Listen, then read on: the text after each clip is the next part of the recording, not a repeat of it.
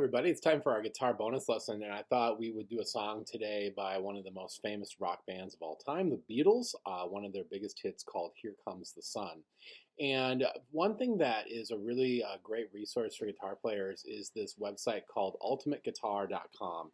It's a site where you can find tens of thousands of songs and their chords and their tablature and the lyrics, and it's all free. There are apps that you can buy that upgrade where it'll actually like scroll down as you're performing the songs. You don't have to scroll down with your finger. It has some other cool features too, but you can do it all for free. The chords are, for the most part, fairly accurate. Anyone can submit what they think are the chords, and there's a rating system, so you just want to make sure you choose like a 4 or 5 star version of the song you're looking for. So Here Comes the Sun. I'm taking this right off of Ultimate Guitar, so you can totally check that out and see what that looks like.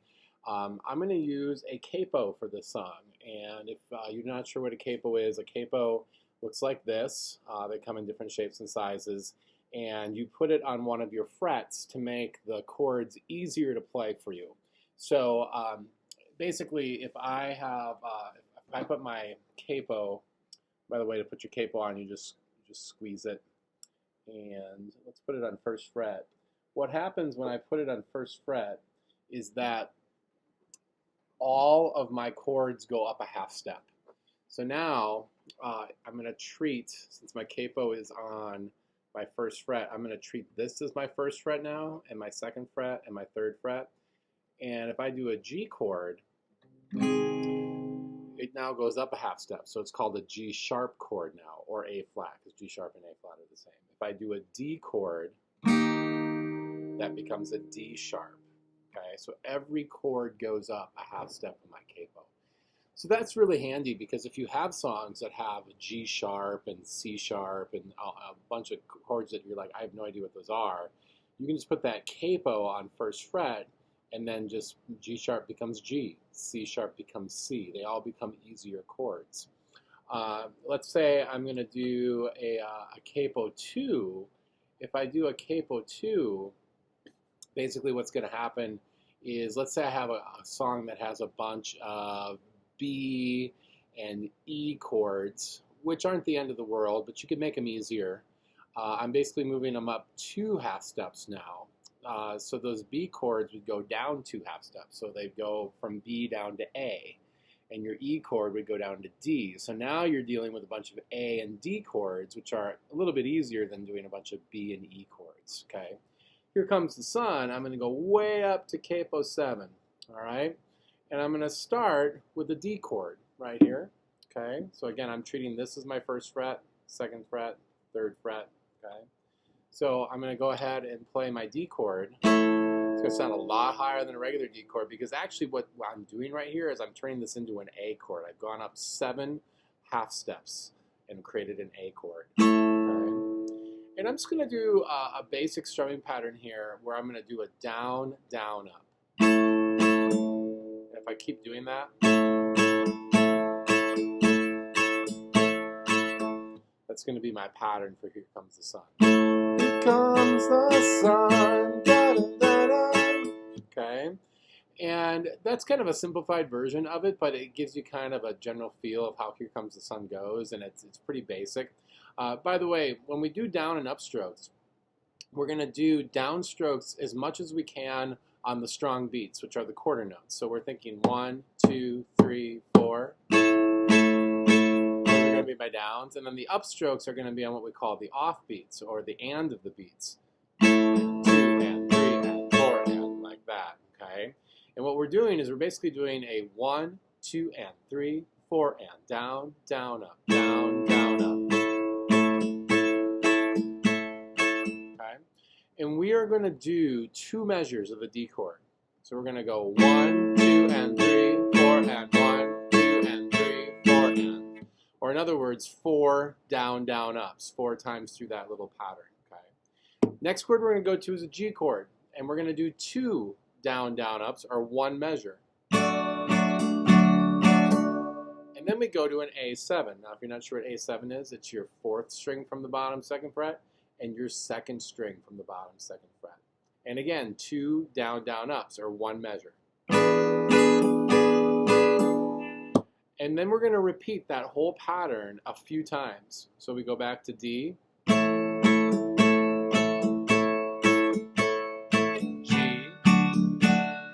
A7, do it again, D, G, A7. Okay, and that's basically the verse of the song. This is kind of a hard one to determine what the verse of the chorus is, but I would call it the verse. And then we get to the chorus on the "Here comes the sun, da da da da. Here comes the sun, ba do da do da do da do da do da do da do da do do." And I'll teach you that little guitar part in just a second. But the chords in that section start the same way as the verse. You're going to do D for 2 measures or 4 of those down, down, ups. Then we're going to go to G for 2 of those down, down, ups, or 1 measure, just like we did before.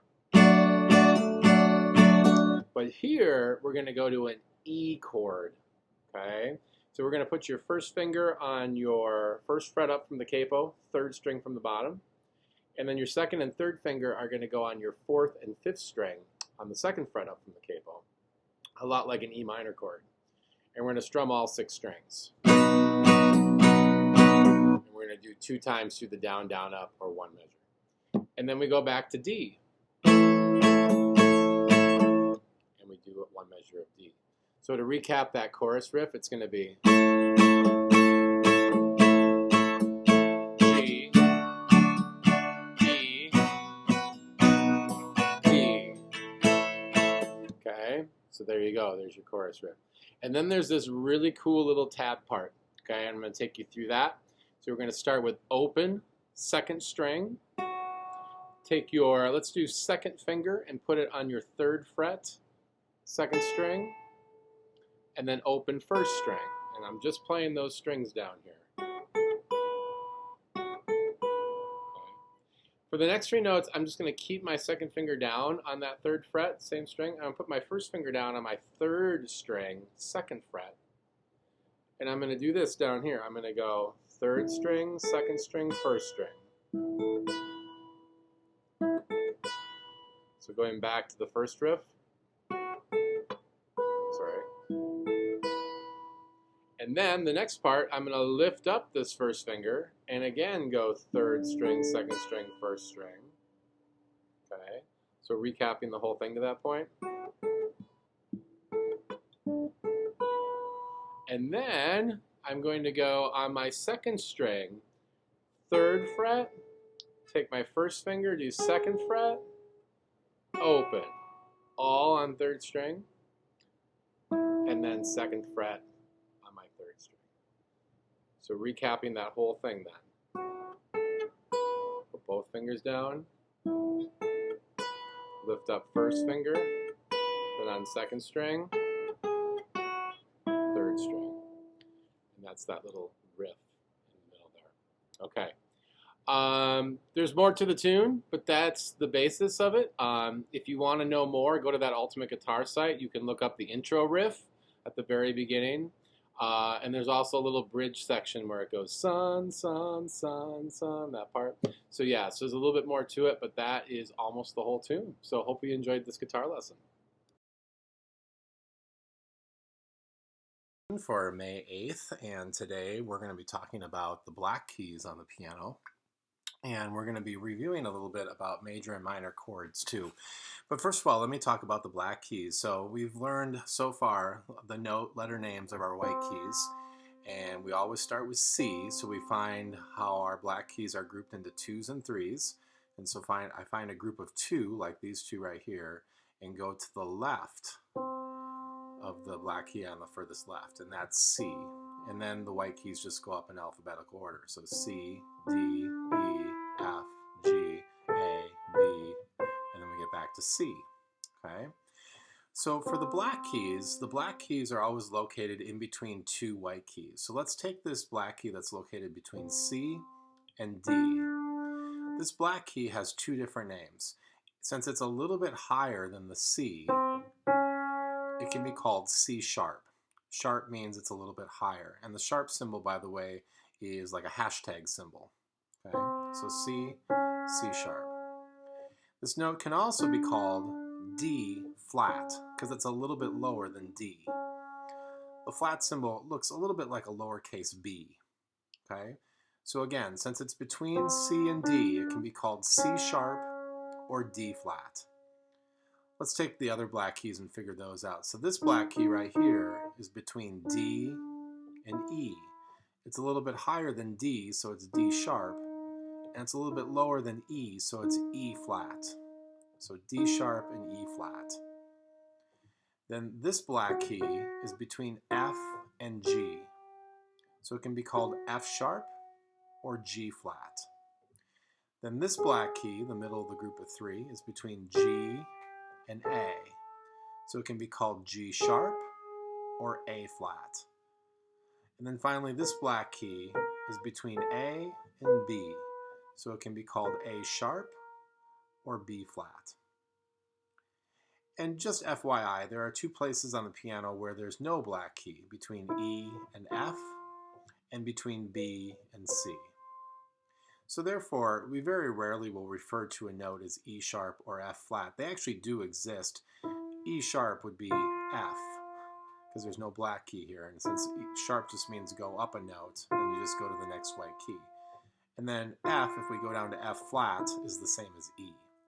And that's why we rarely refer to them as E sharp or F flat, because they just have a regular letter name without the sharp or flat symbol in there. So this is E, this is F. Same thing for B and C. There's no black key there. All right? Okay, cool. So we now know the names of our black keys. Now let's do a quick review of major and minor chords. Now, when we first started learning these chords, we talked about doing every other white key. And then we took it a step further and we started counting the number of notes in between each of these three that I have down. And we noticed for this C major chord that I'm playing, there are 3 notes in between these first 2 notes of the chord. And then there's 2 notes in between the second 2 notes of the chord. So it's 3 and then 2. We can form a major chord on the piano by doing that pattern, 3 and then 2, regardless of what note we start on. So for example, what we did at a previous lesson is if we started on D, we'd skip 3 notes, 1, 2, 3, press down this one, skip 2 notes, 1, 2, and do this one. And now we have a D major chord, okay? If we just do all the white keys, this is called a D minor chord, because it's not skip 3, skip 2, it's the opposite. It's skip 2, skip 3.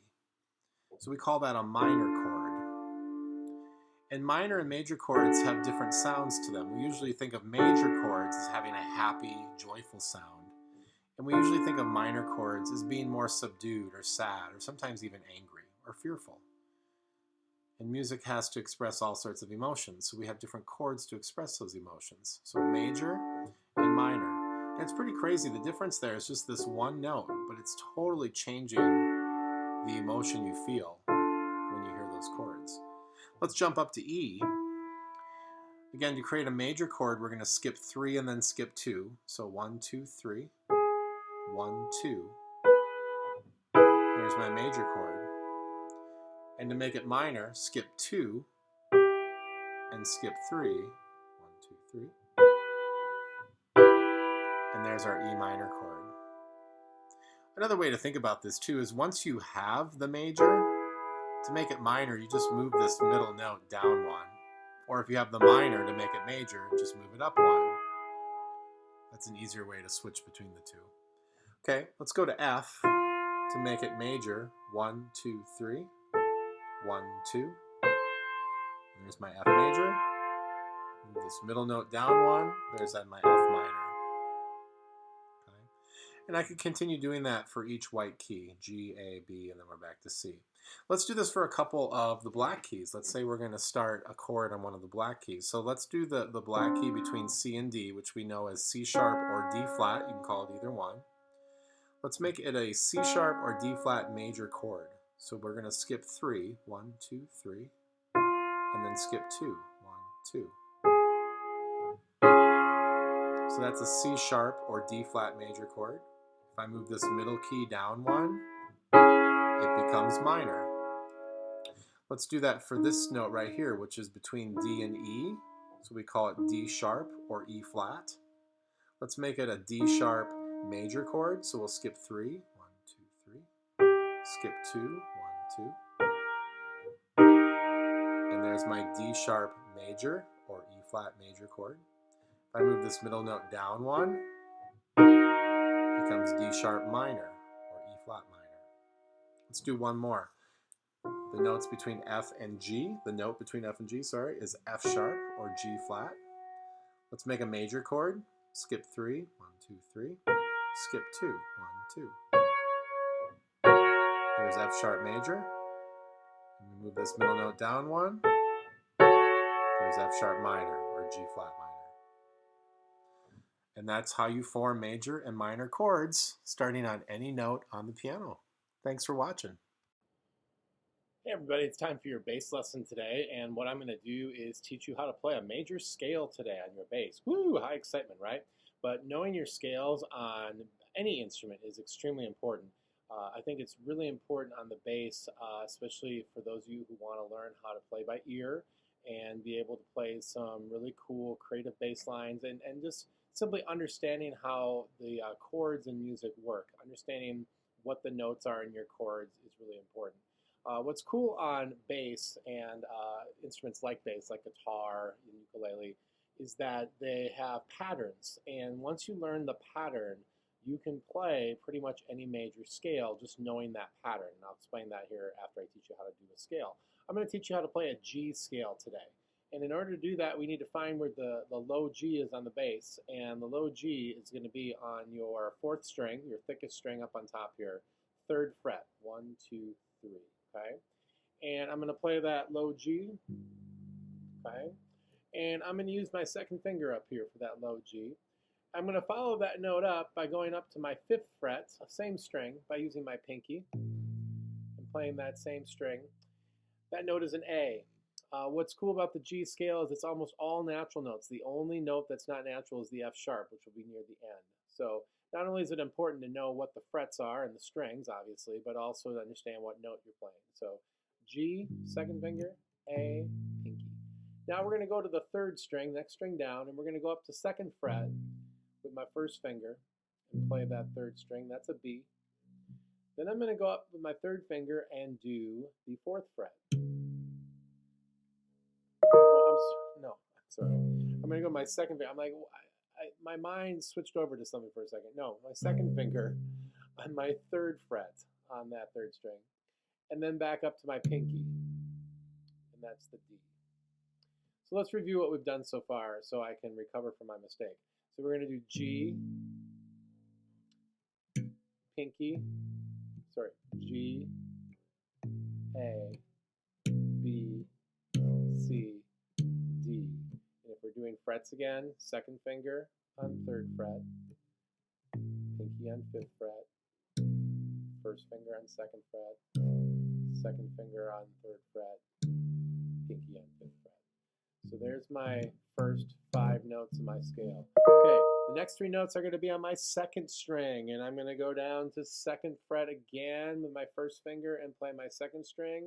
That's an E. And then I'm going to go up to my 3rd finger this time on 4th fret, and I'm sure about that one this time. That's the F sharp.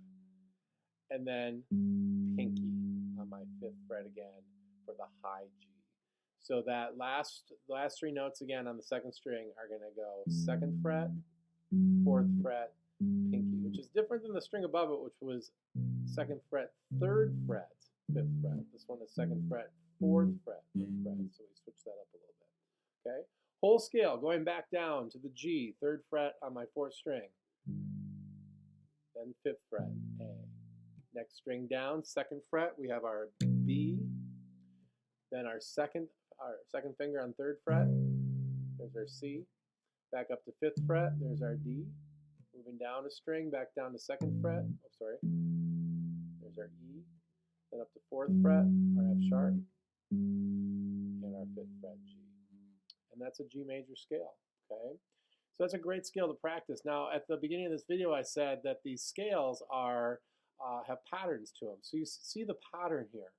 We went second finger, pinky, first, second, pinky, first, third, pinky. Okay?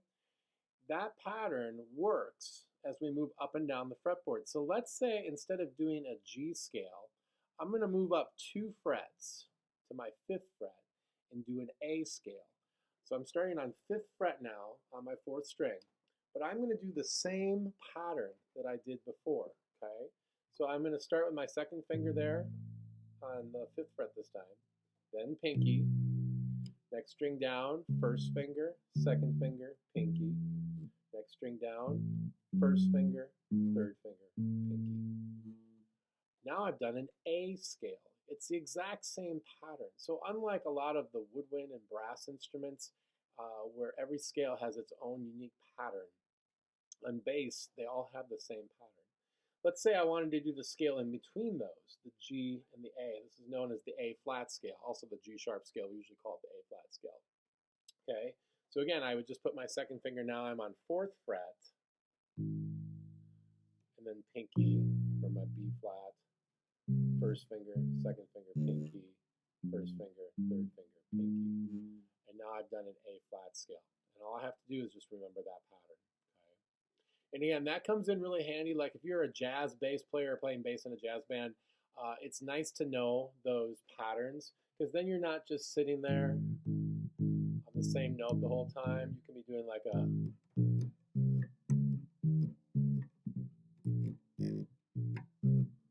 You can tell I'm not a great bass player. But you can kind of go up and down that scale, and it's a lot more exciting. We call it a walking bass part, which is very cool. Sometimes we'll even do some variations of that in rock and country music. It may not be like that intricate of a pattern, but you might want to change notes a little bit, lead into the next note of the next chord.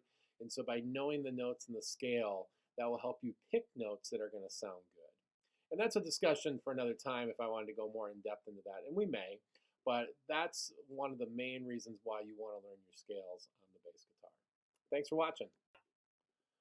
All right, it's time for our songwriting lesson, everybody. Happy Friday to you if you're watching this on the day I made it. I'm getting ready to do an Instagram Live, and every Friday when I do it, we do a session where you throw out a topic and I come up with a song based on that topic. And it's kind of fun, and it's also a little hard to do because you have to think on the spot.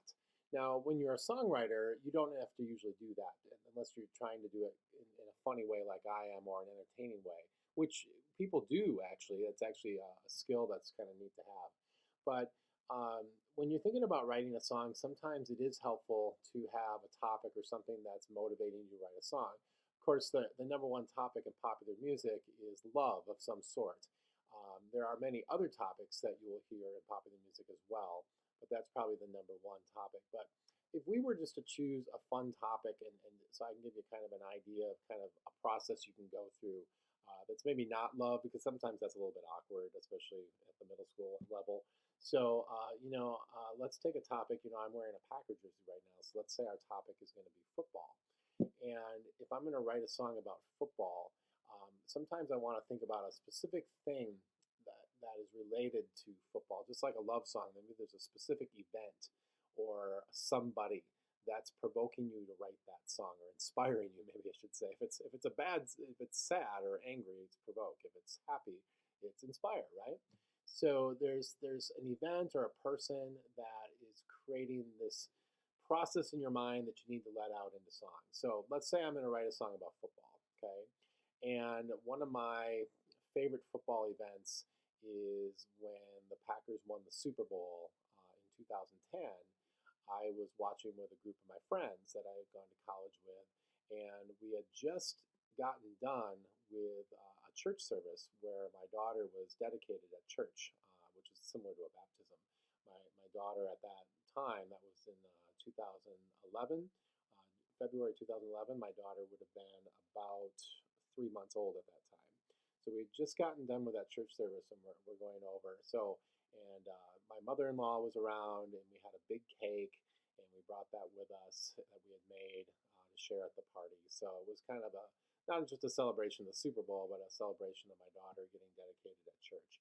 So it was super cool. And so maybe I want to write a song based on that topic. So um, country songs like to tell stories. So I might have this be like a country song. Now, all styles of music like to tell stories, but country songs are usually very obvious in their storytelling. Sometimes pop music and rock songs tend to be a little bit more um, cryptic in their meaning. Sometimes you're like, what are they singing about? I'm not quite sure what they're getting at. Whereas country songs, they're pretty clear on what they're getting at. Okay, so this might be a country song. And last week's lesson, I talked about a little bit of chord progressions. I'm not going to get into that as much right now, but I'm just going to choose a couple chords. We'll just do D and A right now.